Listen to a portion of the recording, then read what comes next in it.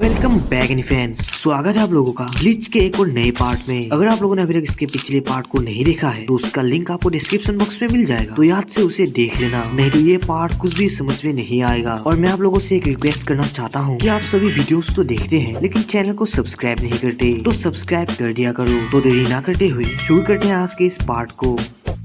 तो जैसे कि पिछले पार्ट में हमने देखा था, इचिगो और ब्याकुया के बीच एक तगड़ी फाइट चल रही थी और इचिगो धीरे धीरे ब्याकुया की धज्जियां उड़ा रहा था। तो इचिगो को इतनी पावरफुल रूप में देखकर ब्याकुया बहुत भड़क जाता है और एंड में अपनी सबसे तगड़ी स्पेशल प्रेशर को रिलीज करता है, जिसके प्रेशर से पूरे सोल सोसाइटी पर भूकंप जैसा आ जाता है। और अब आगे इचिगो की गैंग बहुत तेजी से प्लेटफॉर्म की तरफ बढ़ने लगते हैं, क्योंकि इन्हें अंदाजा हो गया था कि इचिगो का सामना किसी पावरफुल ओपोनेंट से हुआ है। तो ये सभी इचिगो के लिए बहुत घबरा जाते हैं और जल्दी वो ऊपर तक पहुंच जाते हैं, लेकिन इन्हें यहाँ पर ना ही इचिगो दिखाई देता है और ना ही रुकिया। तो ये देखकर ये सभी और भी ज्यादा घबरा जाते हैं, लेकिन ओरिहिमे इचिगो की स्पेशल प्रेशर को अच्छे से सेंस कर पा रही थी। तो वो इन्हें शांत करके कहती है कि इचिगो फिलहाल जिंदा है, उसने अभी तक हार नहीं माना। लेकिन अभी तक इन्होंने यहाँ पर रुकिया को नहीं देखा। तभी हम याशिरो को देखते हैं, जो पहले यहाँ पहुँच चुकी थी। याशिरो इन्हें कहती है कि रुकिया फिलहाल जिंदा है और वो रेंजी के साथ प्लेटफॉर्म से बहुत दूर जा चुकी है और ब्याकुया कुचिगी रुकिया के पीछे पड़ा हुआ है। तो उसे रोकने के लिए इचिगो उसके साथ फाइट कर रहा है। ये सुनकर ये सभी थोड़ी राहत की सांस लेते हैं। तभी माकिजो बोलता है कि रुकिया तो फिलहाल जिंदा है, तो उन्हें आगे जाने की कोई जरूरत नहीं, और वैसे भी वो रुकिया को बचाने के लिए इतना मेहनत क्यों कर रहे हैं। अगर ये सभी आगे गए तो ये जिंदा बचकर नहीं आ सकते। ये सुनकर ओरिहिमे बोलती है कि रुकिया उनकी दोस्ती नहीं बल्कि उससे कई ऊपर है, क्योंकि रुकिया इचिगो के लिए बहुत मायने रखती है। दूसरी तरफ घायल ब्याकुया इचिगो को अपने से दूर करवाता है और इचिगो को उसे ध्यान से देखने को बोलता है, क्योंकि अब वो अपनी जानपट्टो यानी सेनबोन्जाकुरा की ट्रू फॉर्म को दिखाएगा। ये फॉर्म वो तभी रिलीज करता है जब वो अपने दुश्मन को मारने के लिए अपने सभी डिफेंस को हटा देता है और उसे मारने के लिए अपने हर एक चीज को जोखिम में डाल देता है। तभी अचानक से ब्याकुया और इचिगो के चारों तरफ बहुत सारे स्वॉर्ड्स आ जाते हैं और यही है वो ट्रू फॉर्म, जिसका नाम है सेनकाई सेनबोन्जाकुरा कागेयोशी। इचिगो ये सब देखकर हैरान हो जाता है। तो इचिगो को परेशान देखकर ब्याकुया बोलता है कि इचिगो को चिंता करने की कोई जरूरत नहीं, ये हजारों स्वॉर्ड्स उसे बेरहमी से नहीं मारेगी। और सेनबोन्जाकुरा के इस रूप को वो हर किसी के साथ लड़ने के लिए इस्तेमाल नहीं करता। वो इस फॉर्म को तभी रिलीज करता है जब वो अपने ओपोनेंट को मारने का कसम खा लेता है। इचिगो खुशकिस्मत है, क्योंकि ब्याकुया के इस फॉर्म के साथ मरने वाला इचिगो दूसरा है। ये देखकर इचिगो भी समझ जाता है कि अब ये लड़ाई और भी ज्यादा मुश्किल होने वाली है। तो वो पूरा सीरियस हो जाता है और ब्याकुया भी अपने स्पेशल प्रेशर को रिलीज करके इचिगो को मारने के लिए उसकी तरफ तेजी से बढ़ता है और इचिगो भी तेजी से उसकी तरफ बढ़ के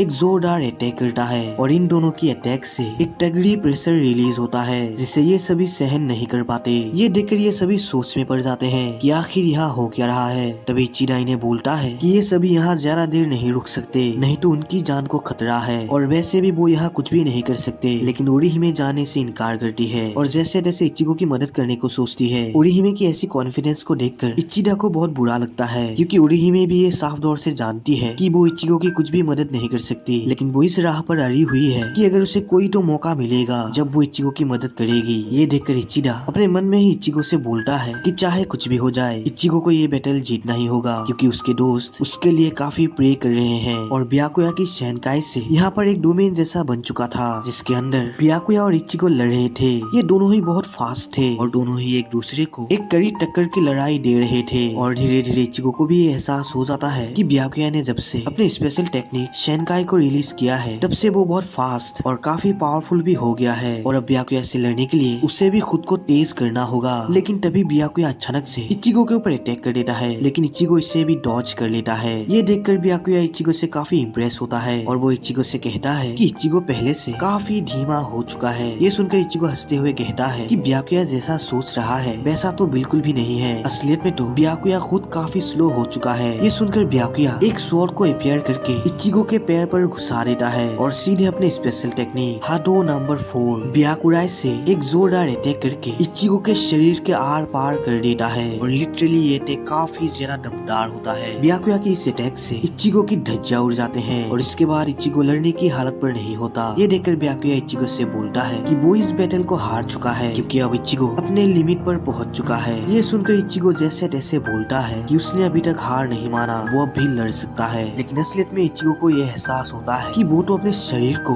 1 इंच भी नहीं हिला सकता। अब वो एक पत्थर की मूर्ति की तरह बन चुका है। ये देखकर ब्याकुया इचिगो से बोलता है कि इचिगो बहुत गलत फहमी में था, क्योंकि उसे लग रहा था कि सेनकाई यूज करने के बाद ब्याकुया बहुत फास्ट हो चुका है, लेकिन असलियत में ऐसा नहीं है। सेनकाई यूज करने के बाद वो तेज नहीं हुआ, बल्कि इचिगो खुद धीमा हो चुका है। ये सुनकर इचिगो कहता है कि ब्याकुया की बकबक उसे कुछ समझ नहीं आ रही, उसके लिए अच्छा यही होगा कि वो लड़ाई पर ज्यादा फोकस करे। इसके रिप्लाई में ब्याकुया कहता है कि ब्याकुया इचिगो से काफी इम्प्रेस है, क्योंकि इचिगो ने काफी कैप्टन्स को हराया है और उसके सभी सेनबोन्जाकुरा के अटैक्स को भी झेला है, जो लगभग नामुमकिन है। लेकिन चाहे जो भी हो, इचिगो है तो एक इंसान ही, और इंसानों की एक लिमिट होती है, और इचिगो उस लिमिट तक पहुंच चुका है। उसका शरीर बस इतने घावों को ही झेल सकता है। और फिर ब्याकुया एक स्वॉर्ड को अपीयर करके इचिगो को मारने वाला होता है। इचिगो ये देखकर घबरा जाता है और अपने बॉडी को हिलाने के लिए अपनी पूरी ताकत लगाने लगता है, लेकिन इसका कोई फायदा नहीं होता। तो फिर इचिगो मन में ही बोलता है कि वो ये सब आखिर कर क्यों रहा है। चाहे जैसे भी हो और चाहे वो जो भी कर ले, कुछ भी पहले जैसा नहीं होगा। वो ये लड़ाई कभी भी नहीं जीत सकता, लेकिन फिर भी वो जीतना चाहता है। और अब इचिगो के आंखों पर धीरे धीरे अंधेरा फैलने लगती है और उसके सामने सिर्फ उसकी मौत ही खड़ी होती है। तभी अचानक से इचिगो ब्याकुया के स्वॉर्ड को पकड़ लेता है, वो भी अपने हाथ से। ये देखकर ब्याकुया शौक में पड़ जाता है। तभी इचिगो एक अलग ही वॉइस में बोलता है, मुझे लगता है मैंने तुम्हें कहा था कि अगर तुम हारे या फिर मरे तो मैं यहाँ आ जाऊंगा, जो मेरे लिए एक बड़ी प्रॉब्लम है। ब्याकुया ये देखकर समझ नहीं पाता कि आखिर यहाँ पर चल क्या रहा है, क्योंकि पहले जो बंदा हिल भी नहीं सकता था वो अब करीबी करीब बात कर रहा है। तो वो उससे पूछता है कि आखिर वो है कौन, जिस पे इचिगो के बॉडी पर ये बंदा बोलता है कि उसका कोई नाम नहीं है। और तभी हम देखते हैं इचिगो के फेस पर एक आधा होलो मास्क बन चुका है, और इचिगो अब कोई एविल से कम नहीं लग रहा। और ये देखकर तो ब्याकुया के होश उड़ जाते हैं। तभी अचानक से होलो इचिगो ब्याकुया के बॉडी पर एक जोरदार अटैक कर देता है, जिससे ब्याकुया काफी ज्यादा घायल हो जाता है। ये देखकर एविल इचिगो पागलों की तरह हंसने लगता है और इचिगो को ट्रोल करके कहता है कि इचिगो तो सच में काफी बकवास है, क्योंकि वो तो अपने बांखाई के स्पेशल प्रेशर को ही सहन नहीं कर पाता और उससे ठीक से कंट्रोल भी नहीं कर पाता। और वो जोर जोर से हंसते हुए कहता है कि अब वो दिखाएगा एक असली बांखाई को इस्तेमाल कैसे करते हैं। ये सुनकर ब्याकुया भी सीरियस हो जाता है और फिर होलो इचिगो ब्याकुया के ऊपर लगातार एक के बाद एक खतरनाक अटैक करता है, जिससे ब्याकुया मुश्किल से बचने की कोशिश करता है। लेकिन अचानक से इचिगो ब्याकुया के पीछे आ जाता है और वहाँ पर अचानक से एक जोरदार धमाका होता है। ब्याकुया इस अटैक से नहीं बच पाता, जिससे उसकी हालत खराब हो जाती है। और वो इचिगो की ऐसी स्पेशल प्रेशर और उसकी होलो मास्क देखकर समझ जाता है कि बेशक इचिगो एक होलो ही है। ये सुनकर होलो इचिगो कहता है कि ब्याकुया को ये सब जानने की कोई जरूरत नहीं, वैसे भी थोड़ी देर में वो इस दुनिया से रफू चक्कर होने ही वाला है। लेकिन तभी अचानक से रियल इचिगो अपने शरीर पर कंट्रोल पाने की कोशिश करने लगता है और वो बार बार अपने उस होलो रूप से यही कहता है कि वो सिर्फ इस लड़ाई में दखल दे रहा है, ये लड़ाई सिर्फ उसकी है। लेकिन होलो इचिगो भी उसके शरीर को छोड़ना नहीं चाहता था, लेकिन इचिगो बहुत जोर लगा के अपने होलो मास्क को तोड़ देता है और अपने बॉडी पर फिर से कंट्रोल पा लेता है। ब्याकुया ये सब देखकर समझ नहीं पाता कि इचिगो आखिर कर क्या रहा है, और इचिगो इन सब हरकतों के लिए ब्याकुया से माफी मांगता है। ब्याकुया ये सब देखकर समझ जाता है कि इचिगो अपने होलो रूप में उसके साथ नहीं लड़ना चाहता, क्योंकि वो इस लड़ाई को अपने दम पर जीतना चाहता है। ये देखकर ब्याकुया इचिगो से और ज्यादा इम्प्रेस होता है और उससे कहता है कि वो इचिगो से नहीं पूछेगा कि अभी उसके साथ क्या हुआ, लेकिन फिलहाल अभी उन दोनों के पास इतनी ताकत भी नहीं है कि वो दोनों इस लड़ाई को ज्यादा देर तक लड़ सके। तो उनके पास सिर्फ एक ही मौका है कि वो दोनों इस लड़ाई को एक ही अटैक के साथ खत्म करे, जिसमें इचिगो मान जाता है। लेकिन वो ब्याकुया से पूछता है कि आखिर वो रुकिया को मारने के पीछे क्यों पड़ा है। ये सुनकर ब्याकुया बोलता है कि अगर इचिगो ने ब्याकुया को इस लड़ाई में हरा दिया तो वो उसके सभी सवालों के जवाब देगा। और फिर ब्याकुया अपने सभी स्पेशल प्रेशर को अपने जान पट्टों के अंदर इकट्ठा करके उन्हें एक साथ रिलीज करता है, जिससे उसके शरीर पर 2 बड़े बड़े पंख अपीयर हो जाते हैं। और ब्याकुया के इस फॉर्म का नाम है शुकेई हाकू टेकेन। और अब ब्याकुया बिल्कुल एक एंजल की तरह लग रहा था। और ब्याकुया की इस टेक्निक को देखकर इचिगो बहुत इम्प्रेस होता है और ब्याकुया से कहता है ये काफी शानदार है, लेकिन माफ करना मेरे पास ऐसी शानदार टेक्निक नहीं है। जांगेत्सु ने मुझे सिर्फ गेत्सु गाटेंसो ही सिखाई है, लेकिन मेरे पास कुछ ऐसा है जो मैं अभी कर सकता हूँ, और वो है मेरी अपनी सारी स्पेशल प्रेशर को एक अटैक में डालना। और फिर इचिगो अपने सभी स्पेशल प्रेशर को अपने अंदर एब्जॉर्ब करने लगता है और फिर इचिगो लड़ने के लिए रेडी होता है। और इचिगो को ऐसे देखकर ब्याकुया उसकी तरफ अटैक करने के लिए बढ़ता है और इचिगो भी उसकी तरफ तेजी से बढ़ता है। और इचिगो की स्पेशल प्रेशर डार्क होती है जो अंधेरे को दर्शाता है, और ब्याकुया की स्पेशल प्रेशर व्हाइट होती है जो शांति और अमन को दर्शाती है। और फिर ये दोनों अपनी पूरी ताकत लगाकर एक दूसरे पर टूट पड़ते हैं, और जैसे इन दोनों की स्पेशल प्रेशर खत्म होती है ये दोनों ही बिल्कुल सुन सा पड़ जाते हैं। और तभी अचानक से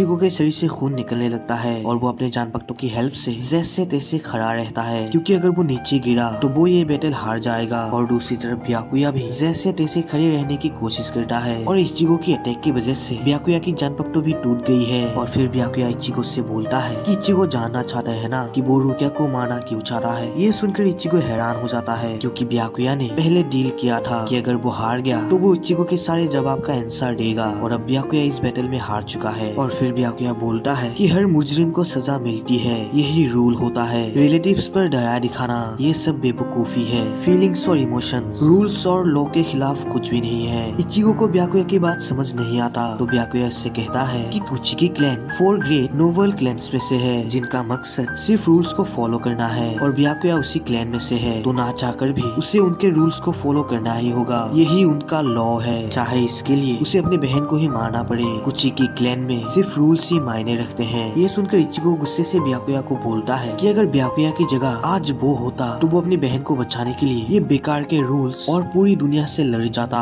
ये सुनकर ब्याकुया को भी एहसास हो जाता है कि असलियत में इचिगो उससे अपना दुश्मन नहीं मानता, वो शुरुआत से ही सोल सोसाइटी के रूल्स से लड़ रहा है और उन रूल्स को तोड़ते हुए रुकिया को बचाना चाहता है। और अब ब्याकुया इचिगो से कहता है कि उसकी जानपक्तों इचिगो की लापरवाही की वजह से टूट गई, तो अब लड़ाई करने का कोई फायदा नहीं। और अब ब्याकुया रुकिया को कैप्चर करने की कोशिश नहीं करेगा, और इस लड़ाई में जीत इचिगो कुरोसाकी की हुई। ये बोलकर ब्याकुया यहाँ से चला जाता है। ये देखकर इचिगो खुशी के मारे चिल्लाने लगता है, क्योंकि जैसे भी हो उसने इस लड़ाई को जीत लिया। लेकिन बहुत लड़ने की वजह से इचिगो काफी कमजोर पड़ चुका था, तो वो बेहोश होने ही वाला होता है। लेकिन एन मौके पर यहाँ पर इचिगो के सभी दोस्त आ जाते हैं, जो इचिगो को जिंदा देखकर बहुत खुश थे, और इचिगो को ऐसे देखकर ओरिहिमे तो रो ही पड़ती है। और नेक्स्ट सीन में हम सेंटर 46 को देखते हैं, जहाँ पर टोशिरो और रांगे को गेट के बाहर खड़े थे, जो फिलहाल बंद था। तो गुस्से में टोशिरो कोर्ट के गेट को ही तोड़ देता है, और टोशिरो ये नोटिस करता है कि उसने कोर्ट के गेट को तोड़ दिया, लेकिन सिक्योरिटी अलार्म नहीं बजा, तो उसे यहाँ पर कुछ ठीक नहीं लगता। तो वो तेजी से कोर्ट के अंदर जाने लगता है।